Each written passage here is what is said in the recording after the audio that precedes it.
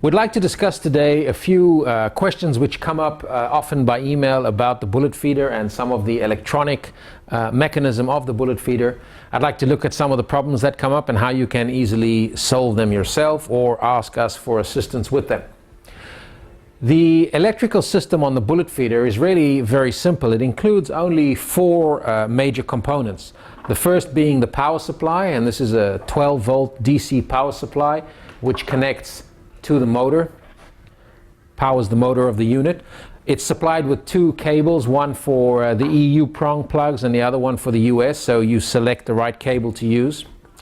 It has a potentiometer switch on it which allows you to adjust the speed of the motor, turning it up or down. When turned all the way up, you can hear that collator clicking as it's running on an empty drum. The power supply being one of the four components. The second is the switch. The switch is attached on the top of the dropper head, and the purpose of the switch is to indicate to the unit when the dropper is full. It would be a bad thing if the feed tube were overfilled with bullets. That could cause the collator to jam. So the device is designed to stop feeding bullets as soon as the hard section of the dropper is full. This switch serves that purpose, and the activation arm of the switch must always be allowed to move freely. This we'll get to in a minute is one of the problems people face with the electrical system.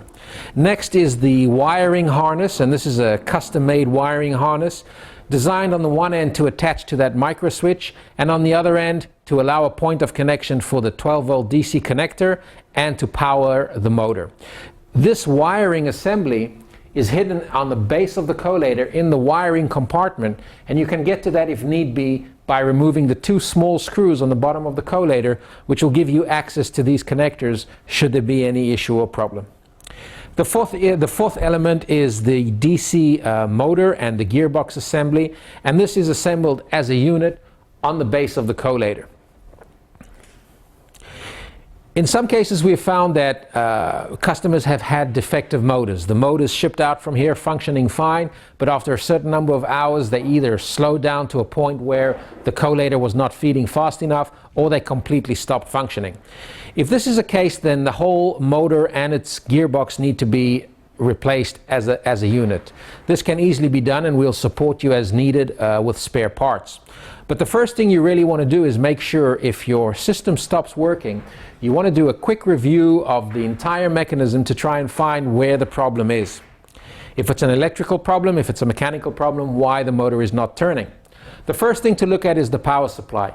Is your power supply functioning? Is it providing the 12-volt current that's required? One of the earliest indications you can look for is to check to see, is that green LED on? Is it burning? If the LED is out when you turn the switch all the way up to 12 volt, if it's flickering or if it's completely out, chances are there's something wrong with your power supply. You should check that, by the way, after detaching it from the motor. So the power supply alone, is that green light burning? If you have a voltmeter available to you, it's an easy thing to connect your voltmeter to the 2 points of the prong and test to see if you're measuring 12 volt current, 12 volt voltage from the unit. Once you've determined that your power supply is functioning correctly, the next thing to look at is the switch. Is the switch functioning?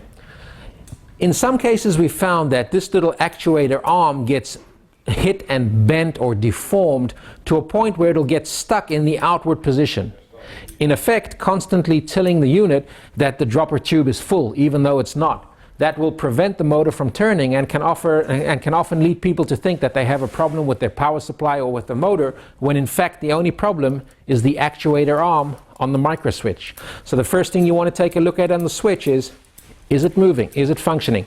Can you hear the switch click when you pull it out? I'll hold that next to the microphone. That clicking sound indicates the mechanism of the switch is working. Another test that you can do is by detaching the wires from the switch with the power connected and the switch on. When you touch these two leads together, the motor should run. Okay? Now that tells me, if I'm able to do this test, that my motor is functioning, that my power supply is functioning, and that my harness is functioning, my wiring harness. If I connect now these two switches, these two connector points, to the micro switch, in this case it is functioning correctly, but assuming that when I connected it there and the arm is free but the unit does not run, well, that gives you an immediate indication that the problem is with the micro switch, and in fact you may have a defective micro switch which needs to be replaced. And this can easily be replaced by yourself. We can send you a switch. It's a simple matter of cutting off the zip tie that holds it in place, inserting the new switch and replacing it. We haven't seen too many of these, but it is possible for a switch like this to fail as well. So that's the easiest way to test your switch. Now, if you test your power supply and you've tested your switch and it all seems to be working correctly, but still the motor is not turning, the next thing to look at is the motor itself. It is possible that your motor is in fact defective and it won't work even though it's receiving power. The easiest way to test this without opening the wire compartment on the bottom of the collator is simply to pop off the rubber cover which covers this motor, and this will give you some access, you may have to peel away the rubber cover just a little bit, to be able to touch the actual power entry leads on the back of the motor. And now, using 12 volts, you can take it from your power supply using a couple of jump cables here, little crocodile cables, to connect power directly to the motor.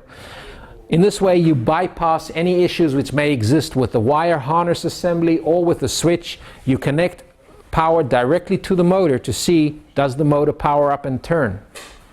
When you're conducting this test, you should first remove the collator plate from inside the collator. The reason you want to remove the plate is that you may connect the voltage in the opposite polarity, in which case the plate inside will try and rotate in a counterclockwise direction. That won't work, and it will immediately bind up with the dislodge arm. And then you may think the motor's not turning even though it's trying to turn, but the dislodge arm is stopping the disc. So the first thing you do before testing the motor in this way, empty out the bullets and remove the plate, so that when you apply power directly to the motor, you'll be able to know for sure, is it turning or not. Now, assuming you've connected your 12 volt power directly to the motor and it does not function, most likely you do have a defective motor. You'll then need to contact us, request a replacement motor, and we'll send it out to you. To replace the motor, all you'll have to do is open the 4 nuts which hold it in place. You can access those from the top, from inside the collator. Remove those 4 nuts, pull out this entire assembly as one unit, and install the replacement part. You will then have to open the wire compartment, which is on the bottom of the collator next to the motor, to get access to the connectors where you will connect the new motor. These connectors simply pull in and out. They attach very easily and detach, so you can use the original wire assembly. If you've tested and you've found that your power supply works, that your micro switch the arm is moving and it seems to be functioning, that your motor is functioning when you power it directly, then the fourth and final element can only be the wire harness. And it is possible that one of the connectors or even inside the wire is defective. Take a look inside the wiring compartment. Make sure that all of the connectors within the wiring compartment are connected correctly and making contact. Possibly the wire harness is defective, in which case contact us for a replacement harness. So these are the 4 elements which make up the electrical system of the Mr. Bullet Feeder, and you can pretty easily inspect and test to see where the potential problem lies, and we'll support our customers with any spare parts as they are required. So this was a brief description of the electrical system and potential problems and how you can investigate and resolve them on the Mr. Bullet Feeder by Double Alpha.